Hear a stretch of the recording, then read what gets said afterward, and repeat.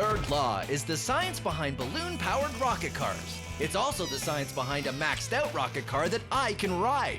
Plus bowling balls and an interrupting sign.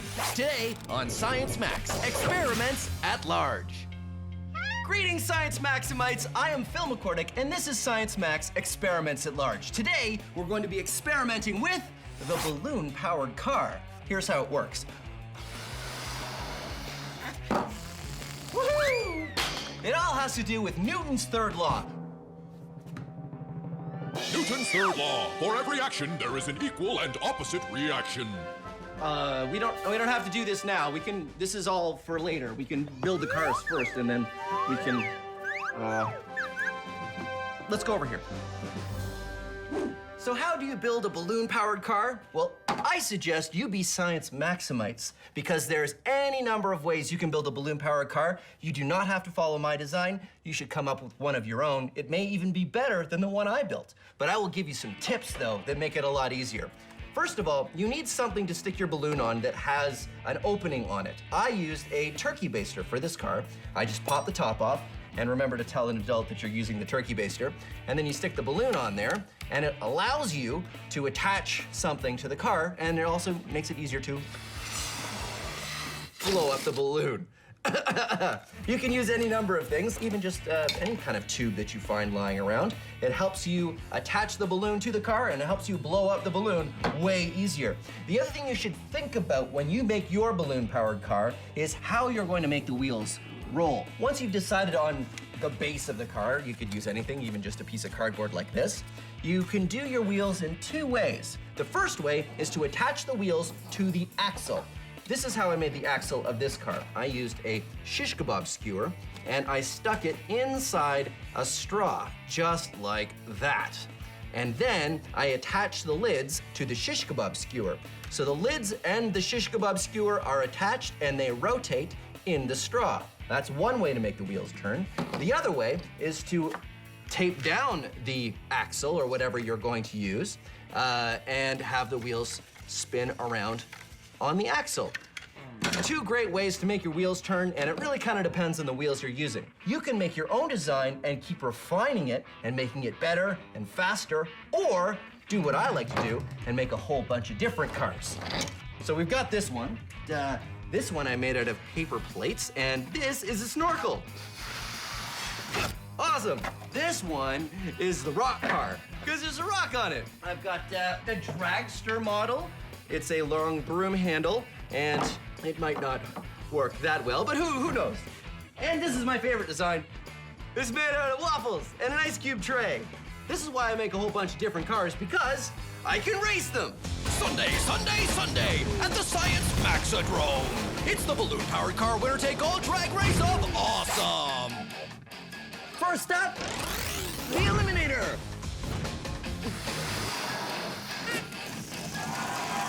Woohoo! Better late than never, it's the Procrastinator.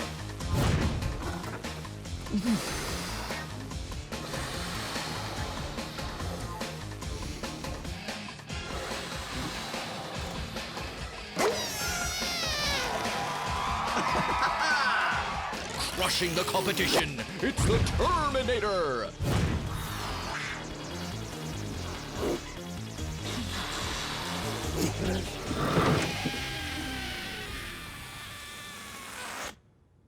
Feel the chill of the refrigerator.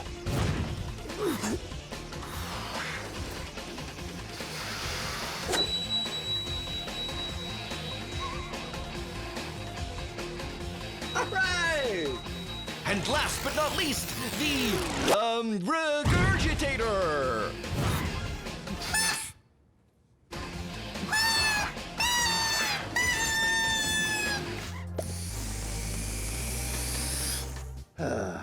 Well, when you build your balloon-powered cars, you can figure out what worked or what didn't work and try modifying your designs to make them work even better.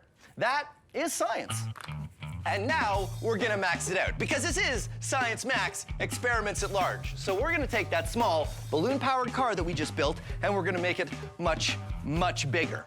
I'm gonna go to the Center for Skills Development and Training, and we're gonna use the science behind the small balloon-powered car and we're gonna make it big. That science is Newton's third law, but there's plenty of third law. no, there's, For every action, there's there is plenty an of time equal for this and later. We're not opposite doing reaction. we're not doing this bit now. We're doing that bit in a minute, so we can. No, I said we're doing it later. We're doing it later. Here.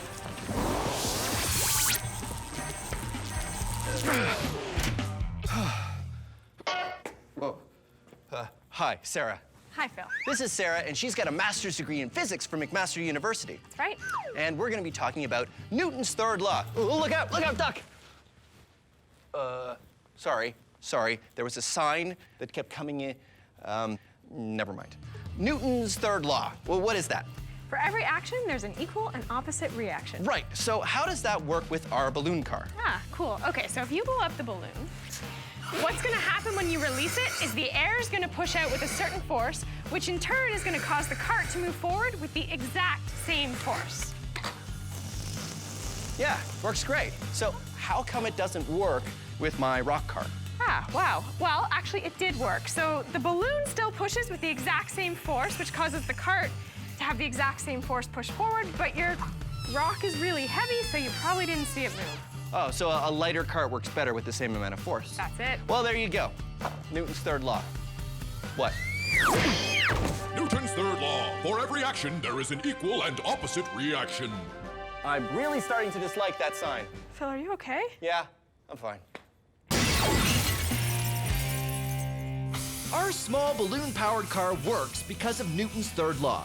For every action, there's an equal and opposite reaction. The air pushing out the balloon this way pushes the car with the same amount of force this way. So, in order to max it out, the plan is just to get a bigger wheeled cart and a much bigger balloon. So, everything should work out the same. Okay, so I thought what we would do is in order to max out the balloon-powered car, what we need is a cart to start with, and then I ride it. And we have a giant balloon, and then I go. Do you have a giant balloon? Ha ha ha ha! Giant balloon! So, step one, Sarah blows up the balloon. Okay.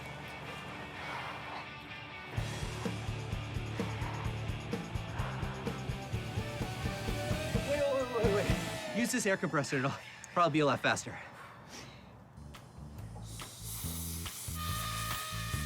Sarah and I get to work blowing up the balloon, and it takes a long time. A very long time.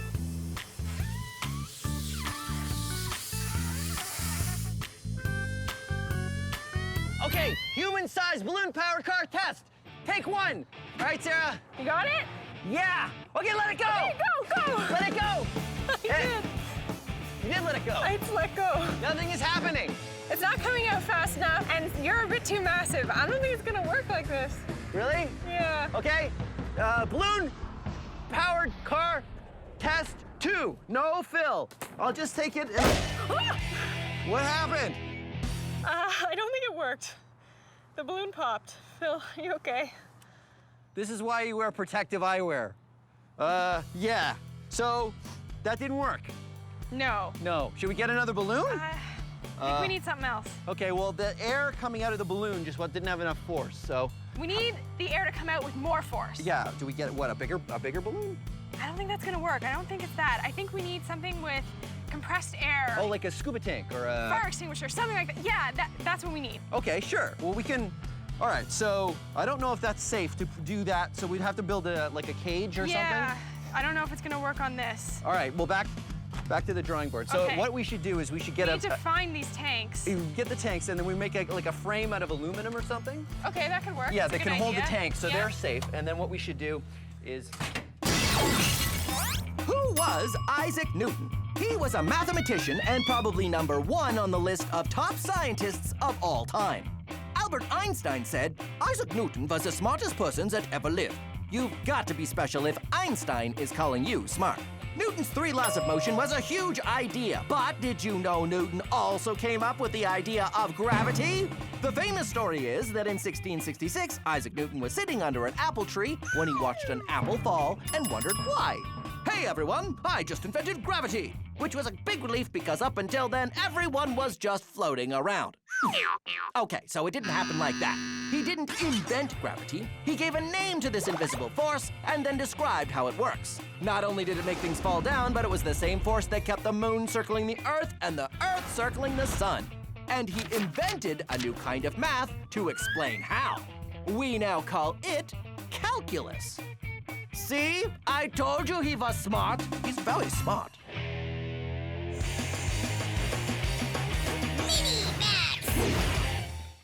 This is hydrophobic coating. Hydrophobic literally means afraid of water, but it's not actually afraid of water. The chemistry of a hydrophobic coating prevents water molecules from penetrating anything you spray it on. You can get this stuff at the hardware store, and if you want, be Science Maximites and get an adult and think of the coolest thing you could spray with hydrophobic coating. I like to use things that do not go well when you put them in water, like tissue. Yeah, doesn't look great when it gets wet. Here's a tissue coated in hydrophobic coating. Huh? Weird. Or it works the same with a paper towel. Paper towel in water, paper towel covered in hydrophobic coating, stays dry. Or how about a dinner roll? Dinner rolls really don't like water. See? Gross. But a dinner roll coated in hydrophobic coating? Weird. Just don't eat it. Now, it's time to max it out. I have coated half of my lab coat in hydrophobic coating, and the other half I have not. Hydrophobic coating, regular lab coat. Half of me is wet, and half of me is dry. What's more, half of my outfit ended up being wet and half dry because the lab coat was protecting my outfit from getting wet. Now it's time to max it out even more. We have coated my entire outfit in hydrophobic spray. My shirt, my pants, and my lab coat. The pants have been taped to rubber boots, so no water's getting in there. And my shirt has been taped to my pants, so no water's getting in there. So here's the question. Can I get into the pool and out of the pool and stay dry? Let's find out. In the pool, out of the pool, and I'm still mostly dry. Now here's what really happened.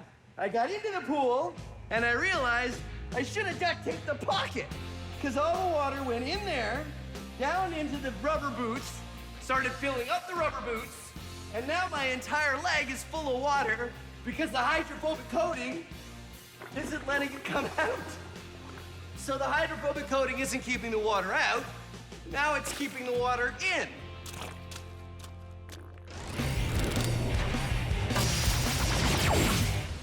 Let's take a closer look at Newton's third law. Newton's third law. For every action, there is an equal and opposite reaction. Okay. All right, let's watch it back. When the sign hits me, I exert a force on the sign in the opposite direction. That makes the sign stop moving. It also exerts an equal force on me, causing me to fly off in this direction. Now, if I was to push this sign, I'm not only pushing the sign this way, but my feet are pushing against the ground in the opposite direction. It's, well, it's really easier to see if I'm not standing on the ground. No, hold on. Okay, so, huh? Oh, okay. So now that I'm hanging, watch. I push on the sign, but when I exert force on the sign to make it go this way, I go that way. Well, actually, it doesn't work as well because the sign isn't as heavy as I am. So wait, I have this over here. This is a barrel, and it has stuff in it, and it weighs as much as I do. Okay, so watch. If I push on the barrel like that, I go away from it as much as it goes away from me. So, there you have it. Newton's third... No, hold on. Newton's third law. Newton's third law. Okay, go. Newton's third law. For every action, there is an equal and opposite reaction.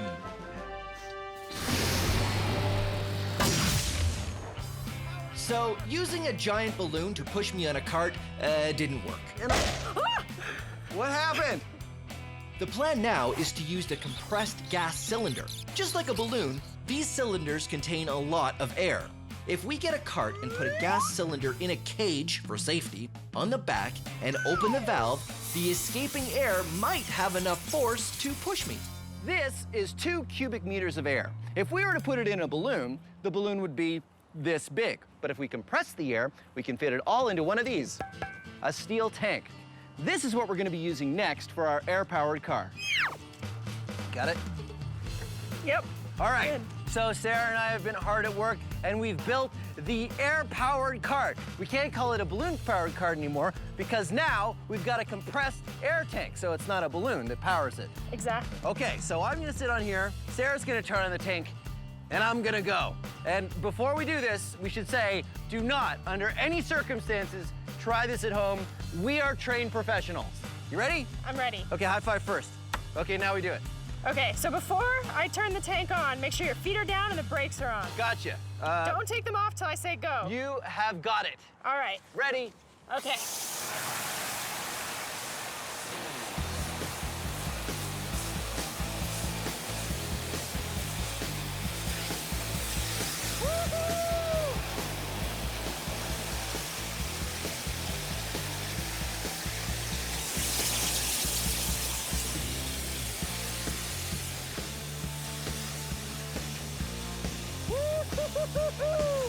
Yeah! It worked. Yeah, it did work, but I feel like it could work better. You want to go faster? I do want to go faster. This reminds me of the rock car. Yeah. Where we didn't have a big enough balloon. We need more force. We need more force. So should we get a bigger tank? Let's get more tanks. More? Tanks, more force. You're gonna go faster forward, Newton's third law. Newton's third law, high five. All right, let's do it. All right.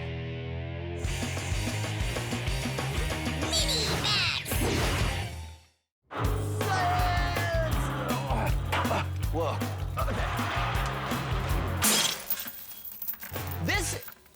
This is Newton's Cradle, and it's a really cool toy that demonstrates all kinds of laws of motion, including Newton's third law.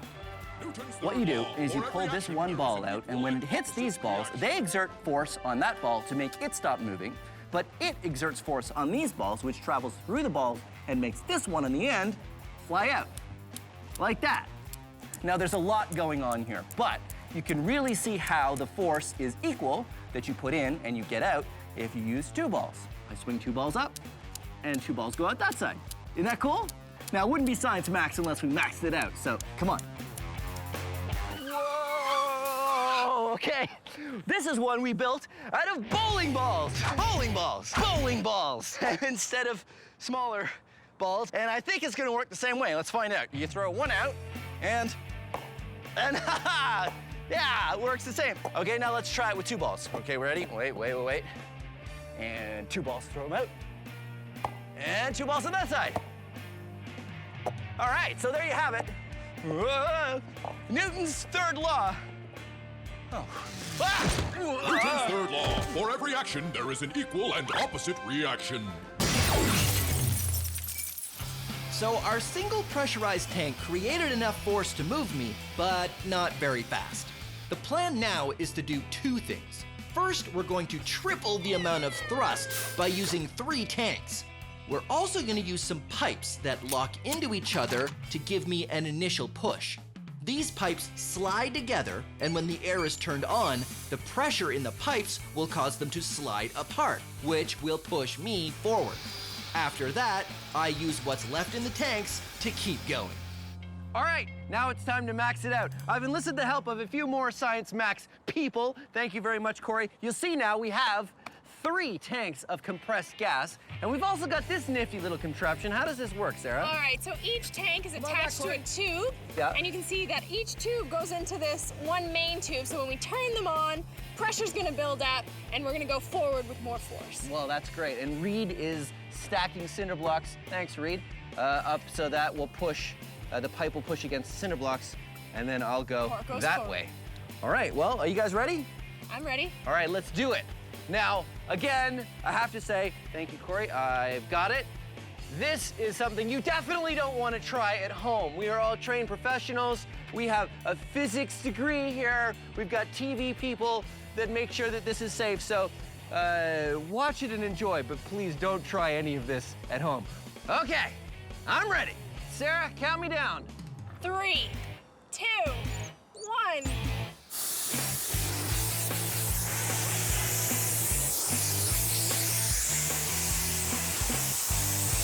Yeah! Woo! Uh-oh, uh-oh, uh-oh. Uh-oh. Woo-hoo-hoo. That was awesome! That was really awesome. All right, high fives, high fives. Yeah, yeah, yeah, yeah. And it's raining now, so it looks like we're gonna have to stop. So thank you very much for joining us on Science Max Experiments at Large in our episode on Newton's third law.